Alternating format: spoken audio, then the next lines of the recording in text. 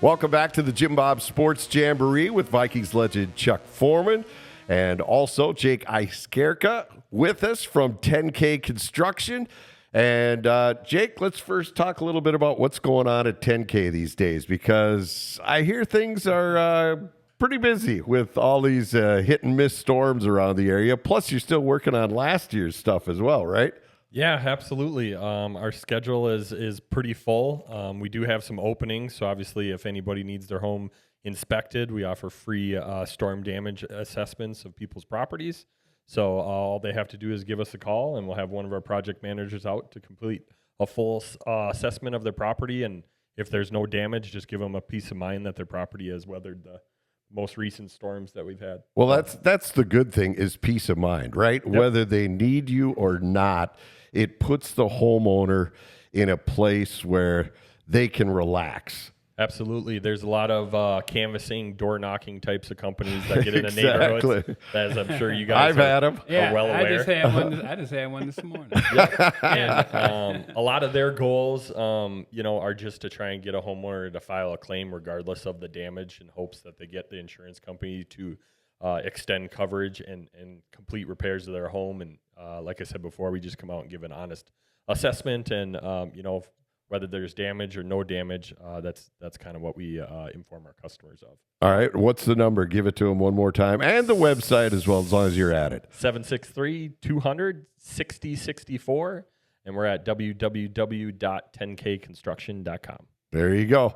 All right. Really easy. Yeah, it's easy, and they're honest, and they live here. That's the beauty. You don't have a truck rolling up to your house with Louisiana plates on it. Yeah, no doubt. That's when you just say, no, thank you. Yeah. All right, we also have the head of Skoll Marketing with us, joining us via Zoom, and that is Ben Theis. And Ben, you work closely with Chuck and so many other greats from the Minnesota Vikings. You got some good events, though, coming up for fans. What you got cooking? Yeah, so obviously, working with Chuck and a lot of the other alumni for kind of great fan interactions and fan events. We've got two really big events coming up next weekend. So June 22nd and June 23rd.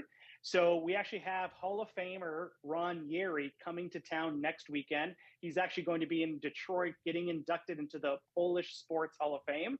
And Very on his way nice. back, he's coming to visit Minnesota. And so we have Saturday, June 22nd, we have Paul Krause and Ron Yeri putting on an event in Webster, Minnesota at Paul Krause's Viking Garage. It's filled with hot rods, actually a Viking hot rod, a bunch of memorabilia, a really kind of cool experience in southern Minnesota. And again, that's Saturday, June 22nd, with Paul Krause and Ron Yeri.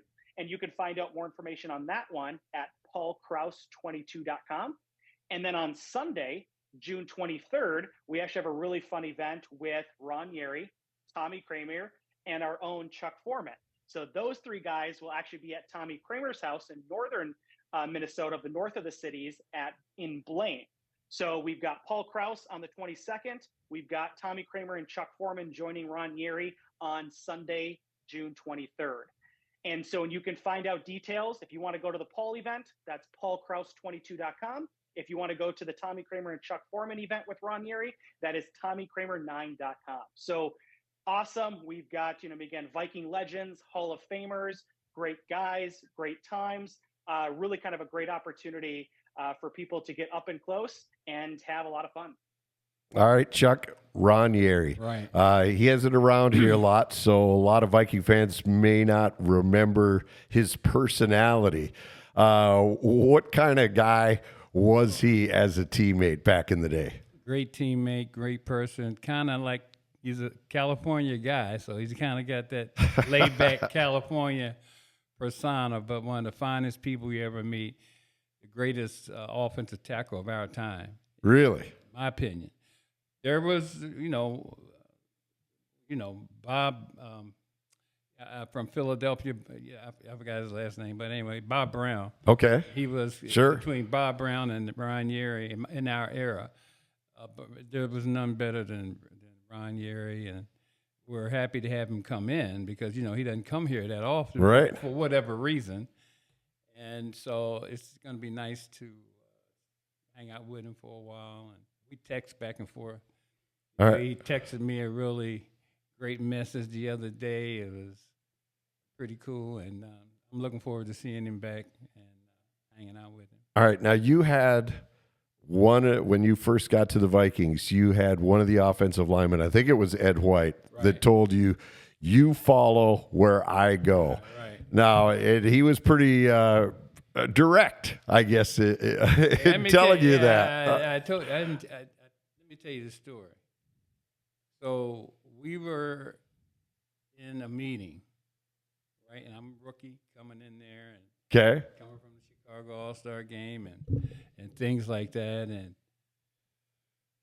you know, I'm watching the film, and next thing you know, film takes because back there it was running out. So we wait, and then he came over and said, "Listen, rookie, if you don't follow me, this will happen." And then he ripped he had this phone book, like a Chicago, it was real thick. Yeah, he's holding his hands up, as you can see, about 4 inches or 6. And he just ripped it in one,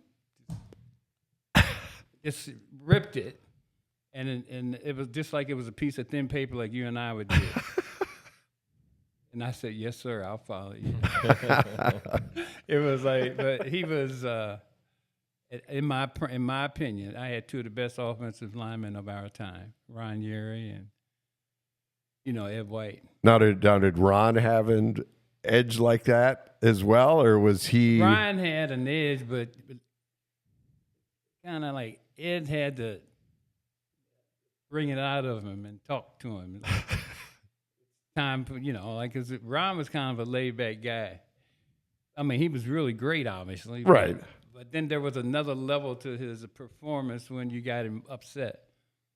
Yeah. So Ed could do that, So, yeah, Chuck, when you entered the league, it's kind of crazy to think about your offensive line. You had Grady Alderman, Ed White, Mick Tingelhoff, Milt Sunday, and Ron Yeri. Right. That's a hell of an offensive line as a running back to jump into. Yeah, it really was back in that time, And of course, I was a rookie. And then Stu Voigt. And Stu Voigt, and those guys, they had a lot of years, and so they were really experienced. And I got to play with them, and I was very blessed to come to this team at that time with the coach that we had.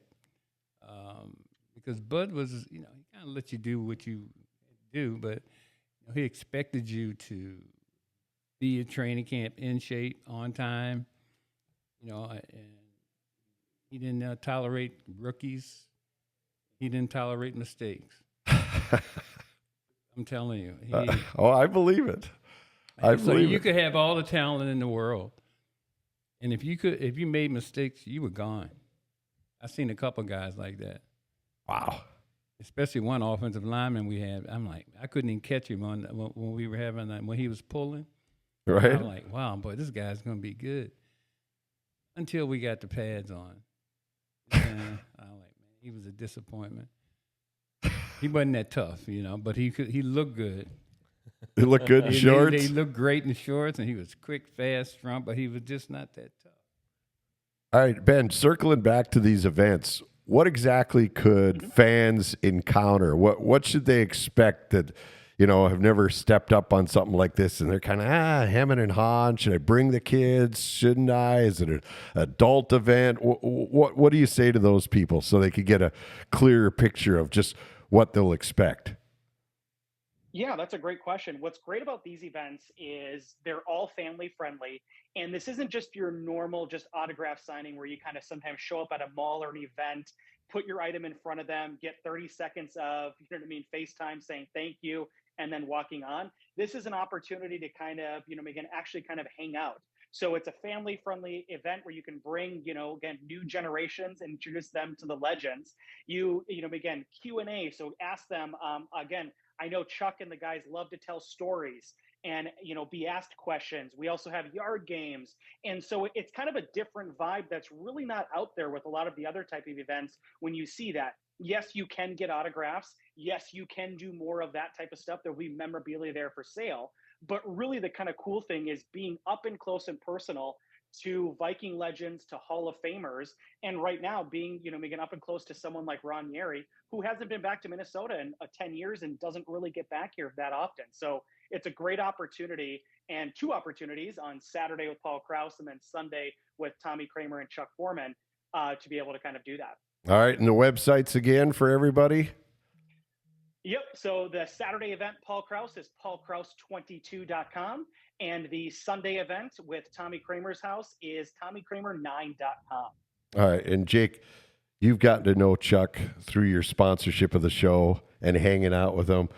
I mean, it is a different appreciation you have for what he brought to this state, what he brought to the Vikings, and what he brought to the NFL, because he's so forthcoming and letting you know firsthand just how crazy this league was back then. I think it's been cool getting to know Chuck, what he's done for Minnesota football, what he's done for Minnesota. I mean, me growing up, sports was a huge factor in the development of me and who I am as a person, just my coaches and stuff like that. And it's cool to see the inside, get the inside take from a professional athlete of Chuck's caliber on kind of what he went through and the experience he's had in the NFL. So I've enjoyed it. It's been cool to get to know Chuck for sure. So, Yeah. Go ahead, Chuck. No, go right on. I was just going to say that being a native Minnesotan, Right. like you, Same. right? Yeah, right? absolutely. Okay, you guys came here from all over the country, Right. You knew nothing of Minnesota, but you got here and you assimilated. You became us. You represented us. Those cold weather games when you guys were out there at Met Stadium, it was like us shoveling out our cars. You guys were like, if we could play football, you could live here too. And it was a source of pride, because we'd see other teams come in here like the Rams in the playoffs, and they had no shot because of the elements. It was such a huge bonus for you guys. I think it's the people that were like Bud. You had to embrace the weather, not complain about it. I mean, when I first came up here, I'd never been to Minnesota in my life. The only thing I saw was those snow flamethrowers trying to throw out the football field. And that was my vision of Minnesota when I got drafted. I'm like, wow, I don't know how this is going to work out. I mean, even though I'm from Maryland. Right. And then you played in Miami. It got a little cold in Maryland, but then I was in Miami all those years, and coming here to Minnesota, and then looking at the film and seeing the snow, and of course they try to get you. That Bub was one of those kind of people, like, you embrace it, love it. I'm like, how you gonna convince me of that? But anyway, and then the people. I remember coming here, and I was staying downtown St. Paul at what was that, St. Paul Hotel, was it? Yep. I think back in the day. Yep. That was the big hotel. It still is today. Came out of the hotel, walked down the street. I didn't know, and I don't know. I pulled out some money, and then I put my hand in my pocket, pulled it out, and then the money was on the ground. The next thing I know, somebody walked up behind me and tapped me on the back. Said, "Hey, you dropped this." I'm like, gave me my money. And that was like a shock, because if I was someplace else, it was gone. It had been gone, and they might have come back to take the rest of it. But anyway, but the Minnesota people, they were very welcoming for sure, and very enjoyable. That's why I stayed. Good people. Yeah, I mean, Ben, you've seen it too, working with these players in your line of work now here with school marketing, that they represent us. I mean, when they were outside at the Met, everybody was like, let's turn on the TV and see what they got to deal with this Sunday. Well, it's that one of us type of thing, it really did feel like that. And I think that's what a lot of people connect with. Chuck and I do a lot of events together, and that's the kind of sense that you get when they get to meet Chuck or meet him for the second time, the third time, and get to kind of build that. There is that mentality of kind of one of us. It's changed a little bit, but Megan, it's kind of cool looking at kind of the classic back then. And I know, Chuck, we get all the time, like when someone meets you kind of for the first time, a lot of people are surprised that you stayed here and that you decided to kind of do that. And, you tell some of those stories, and it is about the people. And so it's kind of cool. I think there's that connection that people get. Well, I agree with you 100%. It's a great place to be. It's changed somewhat over the years, but I'm still here, and I think my kids were raised here, and so nothing but good things to say because I'm still here. Gotta love it. All right. I love it. Right. All right. We're going to take a break, and we'll have much more of the JimBob Sports Jamboree with Vikings legend Chuck Foreman after this timeout. Welcome back to the JimBob Sports Jamboree with Vikings legend Chuck Foreman. We have Ben Theis of Skoll Marketing still with us, and Jake Iskierka of 10K Construction, the big sponsor of this program, and we want to thank you again. Chuck, should we tell him thank you one more time? I think so. Thank you very much, Jake. Appreciate it. And, a great asset for sure. And Bob thanks you for all the work you're doing on his farm, trying to put that back together. It's kind of like Humpty Dumpty a little bit, isn't it? All the pieces went everywhere. That egg shattered out there, but it's coming along really nicely. And Ben with Skoll Marketing, we were talking in the last segment about cold and how Chuck's era kind of encapsulated life was for us, because people go, well, why would you ever live there? Why would you want to be there? And to see these guys play, it was kind of like, yeah, you know what? We're tougher than you guys. We tried to be as tough as you guys were. Well, at least when we were, watching and stuff. Well, the bottom line is we were cold too. No doubt about it. But to tolerate it though, but we'd go out there and practice in it the way you had to play in it. That's what separated us. And when the teams, most of the times in the playoffs, it was the Los Angeles Rams would come in, and they'd have so many layers of uniform on. I mean, they pretty much couldn't move. And no, they couldn't. And Bud would not allow that. So, but there were tricks that we had.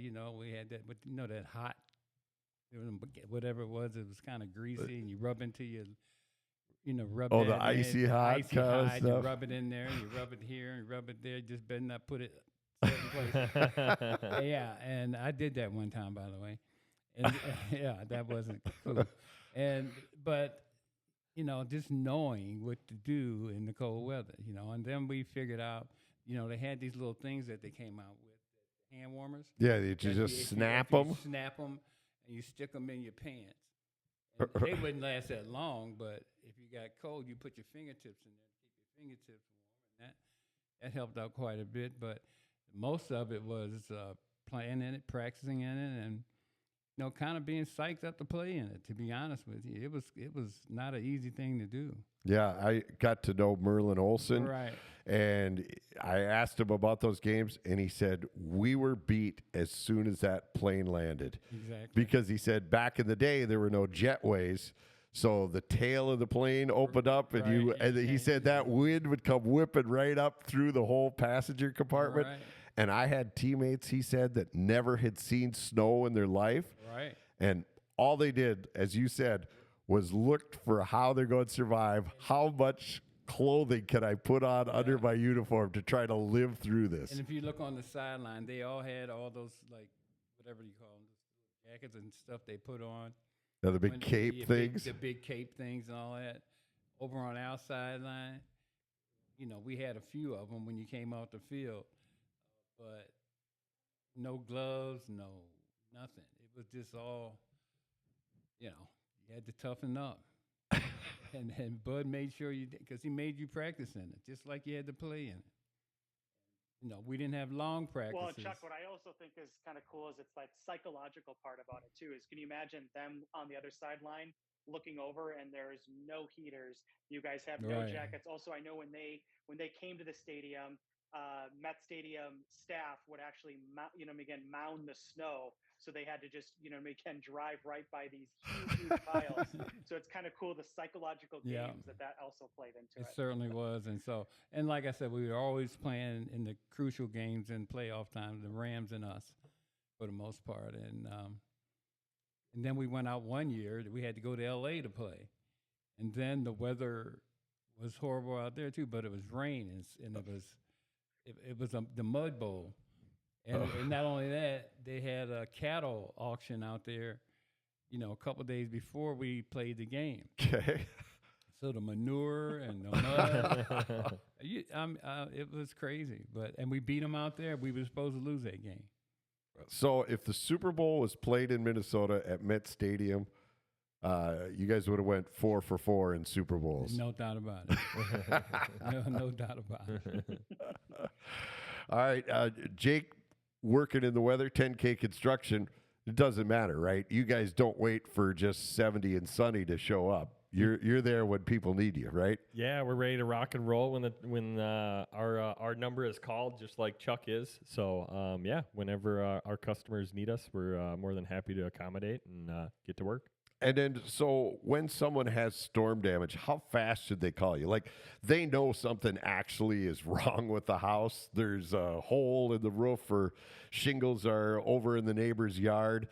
Should they call you right away and try to, size up the situation even before insurance gets involved? Yeah, I mean, we highly recommend they reach out to an industry professional like us. That way we can assess their storm damage and see if it's bad enough to warrant an insurance claim.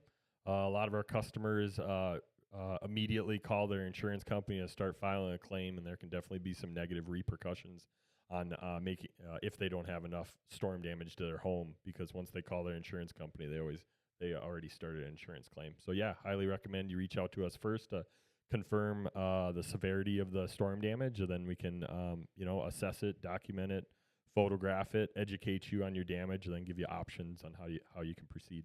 All right, pretty cool. And they can reach you at 10kconstruction.com, and the phone? 763-200-6064. All right, Ben, before we go, we talked about it last segment, but there is some great opportunity for Viking fans to hang out with some Purple Legends. Where the heck can they find those guys? Give us the dates, locations, and the website where you can see if you can secure your spot with Viking Legends.